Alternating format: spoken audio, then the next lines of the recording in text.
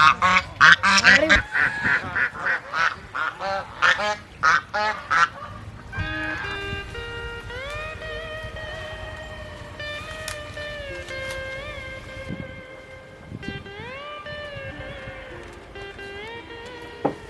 বন্ধুরা, Mitra village life কুকিংয়ের আরও একটি নতুন ভিডিওতে আপনাদের সবাইকে স্বাগত। বন্ধুরা, আজকে চলে আসলাম মাঠে। আমাদের রান্নাঘরে যে নদীটা আপনারা দেখেন, এটা একসময় অনেক বড় প্রশস্ত একটা নদী ছিল, বুড়ি ভৈরব নাম ছিল। সেই নদীটারই এই যে সাঁকোটা, তো এই সাঁকো পাড়িয়ে আমি মাঠে যাচ্ছি। আজকে ওলকপি নিয়ে আসবো, আর ওলকপির একটা দারুণ রেসিপি আপনাদের সাথে শেয়ার করব। বন্ধুরা, সম্পূর্ণ ভিডিওটা দেখতে থাকুন, সাথে থাকুন। চলুন ওলকপি নিয়ে আসি।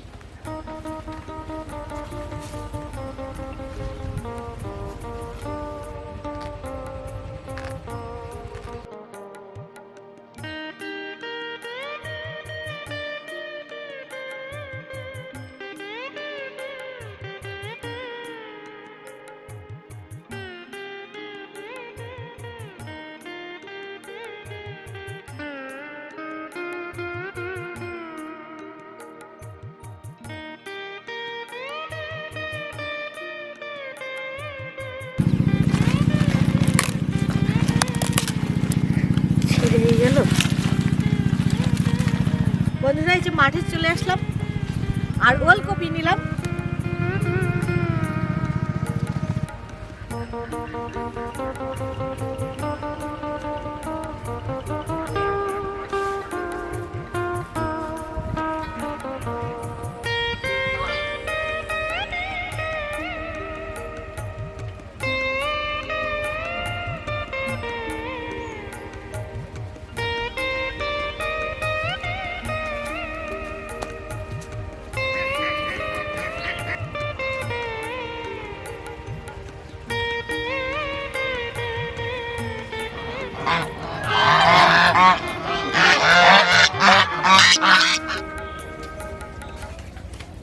বন্ধুরা, রান্নাঘরে পৌঁছে গেলাম কপি নিয়ে। বন্ধুরা, আজকে ওলকপি দিয়ে আলু দিয়ে রান্না করব। আর এরকম নতুন নতুন ওলকপি আলু দিয়ে রান্না করার পরে গরম ভাতে জাস্ট জমে যায়, আর কোনো তরকারি প্রয়োজন হয় না। তো কপিটা এখন কেটে নেব। এটাকে গ্রামের ভাষায়, লোকাল ভাষায় এটাকে শালগমও বলা হয়। শালগম নামেই চেনে অনেকেই। আবার ওলকপি তো বইয়ের ভাষা। আবারও ঠান্ডা লেগেছে, শরীরটা বেশ খারাপ লাগছে। আগামীকালকে বাড়িতে যাওয়ার কথা ছিল, তো শরীরটা এতটাই অসুস্থ, আগামীকালকে যাওয়া হচ্ছে না। সুস্থ হয়ে তারপরে যাব। এখান থেকে মোটরসাইকেলে গেলেও আমাদের একদম মোটরসাইকেল কোথাও দাঁড়াবো না, কোথাও রেস্ট নেব না। একভাবে চালিয়ে গেলেও, মোটরসাইকেলে গেলেও 5 ঘন্টা সময় লাগে। আর যদি বাসে যাওয়া হয় তাহলে 8 ঘন্টা, কমপক্ষে 8 ঘন্টা। তো এই শরীর অসুস্থ অবস্থায় এতটা লং জার্নি করতে পারবো না। সুস্থ হলে তারপরে যাব।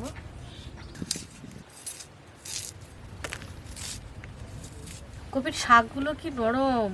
এই ডাঁটাগুলো খাওয়া যায় কিনা আমি জানি না, কিন্তু ডাঁটাগুলো এত নরম এবং এত তরতাজা, আমার ফেলতে ইচ্ছে করছে না।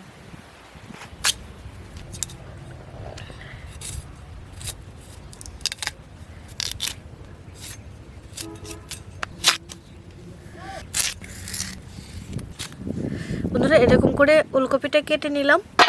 আমার যেসব তরকারি খুব বেশি পছন্দ, যেমন এই শালগম মানে ওলকপি, তারপরে মূলো, লাউ শাক, কিন্তু এই যশোরের মানুষ এই মূলো, শালগম এটা খায়ই না। মানে অধিকাংশ মানুষ এটা খায় না, আর বাজারে এরকম পাওয়া যায় না। সেখানে চাষ হয় কিন্তু দূর দূরান্তে চলে যায়, সব ট্রাক ভরে দূরে চলে যায়।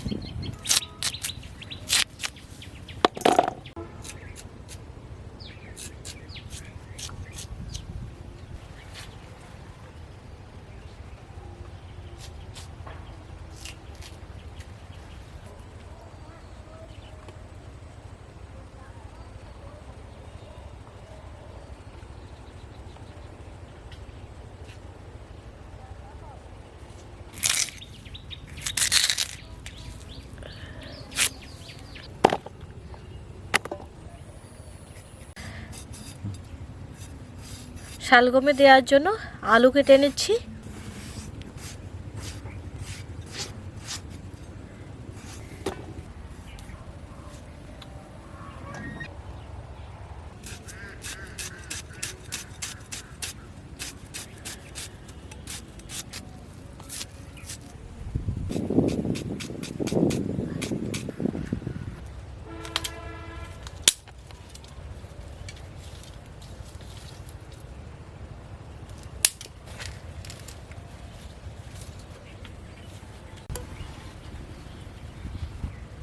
এত পরিমাণে বাতাস হচ্ছে, বাতাসে আগুন নিভেই ফেলতেছে। বন্ধুরা, আজকে আলু শালগম রান্না করার জন্য এখানে নিয়েছি পেঁয়াজ কুচি, আর রয়েছে কাঁচামরিচ ফালি করে রাখা, লবণ, হলুদ, আদা বাটা, আর জিরা, গরম মশলা একসাথে বেটে নেওয়া, রয়েছে 2টো তেজপাতা আর কালো জিরা ফোড়ন দেওয়ার জন্য, আর রয়েছে 1 চামচ চিনি, আর আছে সরষের তেল। তো এই দিয়ে আজকে রান্না করব। সরিষার তেল দিয়ে দিলাম। তেল গরম হয়ে গেছে, প্রথমে আলুটা ভেজে নেব। আলুটা দিয়ে দিলাম। অল্প একটু লবণ দিয়ে দিলাম।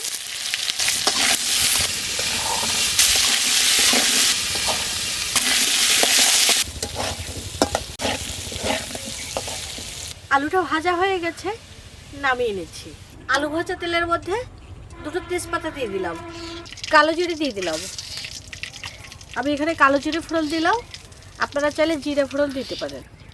পেঁয়াজ কুচি দিয়ে দিচ্ছি।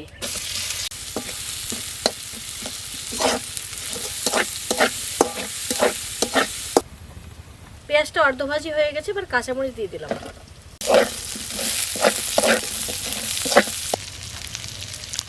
দিয়ে দিলাম জিরা, গরম মশলা একত্রে বাটা, আদা বাটা দিয়ে দিলাম। সামান্য পরিমাণে জল দিলাম, মশলাটা যাতে পুড়ে না যায়, তাই অল্প একটু জল দিয়ে নিলাম। হলুদের গুঁড়া দিয়ে দিলাম। এবার সব মশলাটা একসাথে ভালো করে কষিয়ে নেব।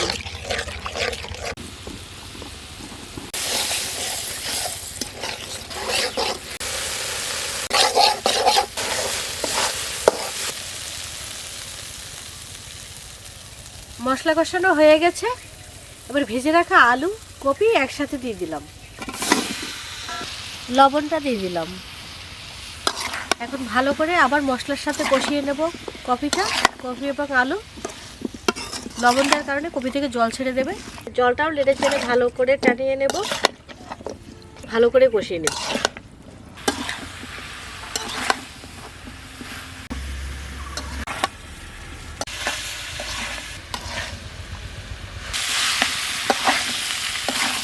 কপি আলু মশলার সাথে ভালো করে কষিয়ে নিয়েছি, এবার জল দিয়ে দিচ্ছি।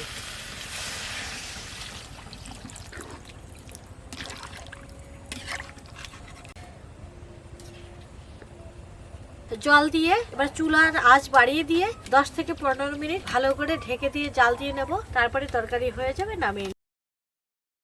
ওই যে দেখা যাচ্ছে আমার বড় আসছে, হুট করে একটা কল আসলো আর আমাকে বললো 2 মিনিট একটু ক্যামেরাটা ধরো, আমি আসতেছি।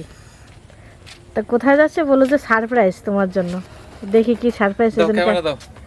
ওই জন্য ক্যামেরা অন করলাম। বন্ধুরা, দেখি কি সারপ্রাইজ। কি ওটা দেখো, খোলো। কি এটা? ক্যামেরা আমাকে দাও। এই কুরিয়ার আসছিল। কুরিয়ার আসছে। কি লেখা আছে দেখি। তুমি আমার জন্য অনলাইনে কি অর্ডার দিলে দেখি। নাও ধরো, খোলো। এটা গেস করো কি এটা, কি হতে পারে? শাড়ি। খুলে দেখো ওটা কি। দাঁড়াও, আগে পড়ে নি, দেখি যে কোন কোম্পানি থেকে আসছে, কোন কোম্পানি বা কোন ওয়েবসাইট থেকে আসছে সেটা দেখে নি। ভালো করে পড়ো।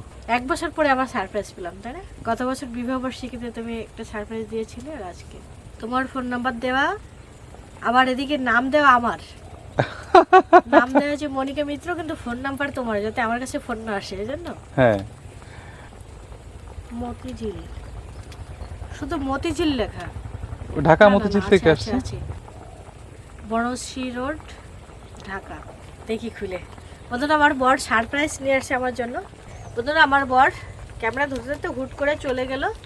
ফোন আসলো, দেখলাম রাস্তায় একটা গাড়ি আসলো, তো বলছে আমার জন্য সারপ্রাইজ নিয়ে আসছে। দেখি ঢাকা থেকে আসছে,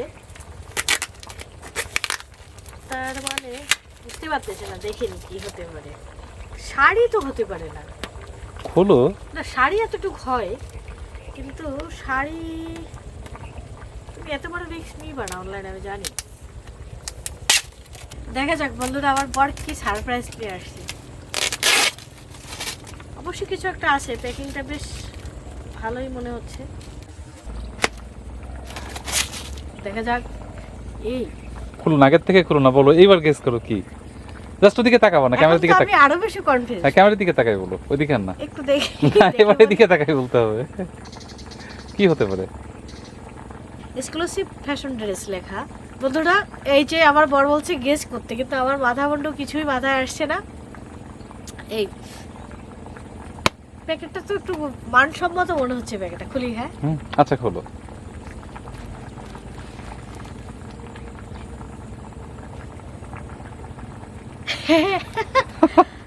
কি বলবো এটা এবার? খুলতে হবে না, আমি এই জায়গাটা দেখেই চিনে গেছি। চিনতে পারছো না? এই জায়গাটা দেখেই তো আমি চিনে ফেলেছি। এ আমার গায়ে হবে। হ্যাঁ হবে।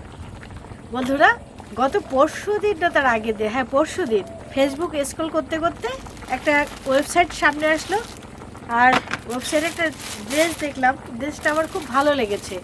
তা আমি শুধু একে দেখিয়েছিলাম যে দেখো তো এই ড্রেসটা আমাকে মানাবে কিনা। তো ওইটা বললার পরে আমি আর অত গুরুত্ব দিইনি, আমি আর অর্ডার করিনি বা ওইটা নিয়ে আর ভাবিনি। তো সেইটা সে আমাকে না জেনেই অর্ডার দিয়ে দিয়েছে। দেখুন আমি এটা খুলে দেখাচ্ছি, শুধু বলেছিলাম দেখো তো এটা ভালো লাগছে না। ওই পেশে ছিল, ওই পেশে দেখে স্টিচ না এটা? হ্যাঁ হ্যাঁ হ্যাঁ স্টিচ তো। ভিডিওতে দেখেছিলাম স্টিচ, স্টিচ আছে। হ্যাঁ এই যে স্টিচ আছে, কিন্তু কাপড়টা তোমার আমি মনে হচ্ছিলাম খুব থলথলে কাপড় আছে না সেরকমের, অনেকটা সেরকমের। লিনেন কাপড় না কি যেন বলে ওইটা? লিনেন না, এই যে ভিতরটা এরকম। হ্যাঁ এটা আমার দেখে ভালো লাগছিল বন্ধুরা, আর শীতের জন্য এটা একটা। সামনে ট্রাভেল আছে, ঘুরতে যাবা, লং ট্যুরে যাবা, এই জন্য এটা তোমাকে দেওয়া হলো উপহার। সে কবে যাব, কারণ আমার শরীরটাই পেরে দিচ্ছে না। শরীর সুস্থ হয়ে যাবে, তাড়াতাড়ি সুস্থ হয়ে যাবে। শরীরটা আমার মানে একটার পরে একটা লেগেই আছে, লেগেই আছে, লেগেই আছে। টেনশন করো না, সুস্থ হয়ে যাবে। জ্বরের উপরেই আছে জ্বরের দিন ধরে। তো থ্যাংক ইউ তোমাকে। ওয়েলকাম।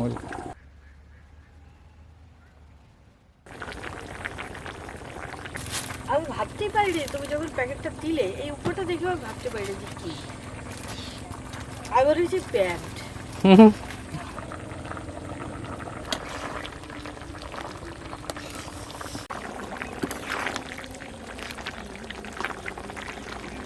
এক চামচ পরিমাণ চিনি দিয়ে দিলাম, ঝাল ঝাল মিষ্টি মিষ্টি লাগবে খেতে, ভালোই লাগবে।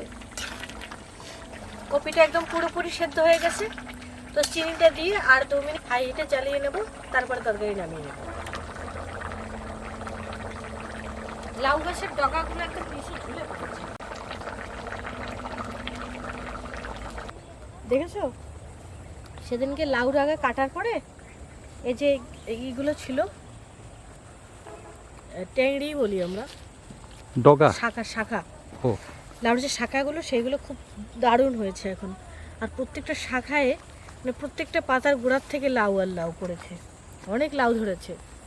কিন্তু এই ছাহায় হচ্ছে না, মানে এই যে মাচা করেছি এই মাচায় হবে না, আর দিতে হবে। দেখো প্রত্যেকটা আগা এদিক এদিক এদিক সেদিক ঝুলে পড়েছে, দেখো। হ্যাঁ মাচা করা লাগবে, আরো বড় করে মাচা আরো বাড়াই দিতে হবে। অসুস্থতার কারণে এই দুদিন আবার খেতে আসা হয়নি। লাউ ডগাগুলো একদম ঝুলে পড়েছে, সিমের কি অবস্থা তাও জানি না। খুব ভাল লাগে নিজের লাগানো সবজি, গাছ হলে দারুণ লাগে, আর ফল হলে তো কথাই নেই। সে আনন্দ ভাষায় প্রকাশ করার মতো না, এতটা আনন্দ হয় আমার। বন্ধুরা আমার লাগানো শাকসবজিতে আমি কোনো রাসায়নিক সার দিই না, জৈব সার দিই। আপনারা আগে দেখেছেন, আমার অন্য ভিডিওতে দেখেছেন যে এখানে একটু গর্ত করেছি, তরকারির কোটাকাটি যেটুকু থাকে ওই গর্তে ফেলেই, গর্তে বসে পচে গেলে ওইটা গাছের গোড়ায় দিই। তুমি একজন কৃষিবিদ, আর তুমি শাকসবজি লাগাবা হবে না, এটা তো হতে পারে না।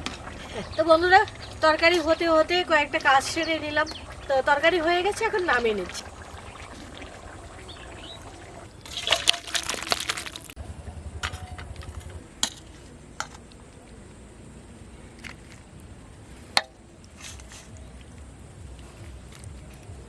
বন্ধুরা তরকারি রান্না হয়ে গেল, আর এখন একটু খেয়ে দেখি কেমন হয়েছে।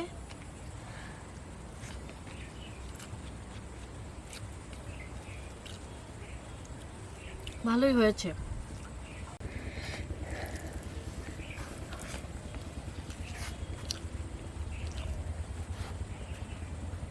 ভালো আছে না, তোমার একটু খাওয়া দিই।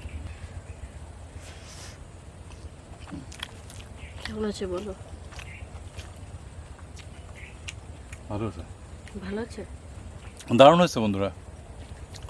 বন্ধুরা আজকে শালগমের এই একটা অতি সাধারণ রেসিপি শেয়ার করলাম আপনাদের সাথে। তবে শীতের সময় শালগমের তরকারি আমার যে কোনো রকমভাবে রান্না করলেই আমার ভালো লাগে। আর আপনারা এইভাবে রান্না করে খেয়ে দেখবেন, খেয়ে জানাবেন কেমন হয়েছে। মাছ ছাড়া এইভাবে রান্না করলে আর কি পদ্ধতি আছে জানাবেন। আসলে আমি শেখাতে আসিনি, আমি নিজেও শিখতে চাই।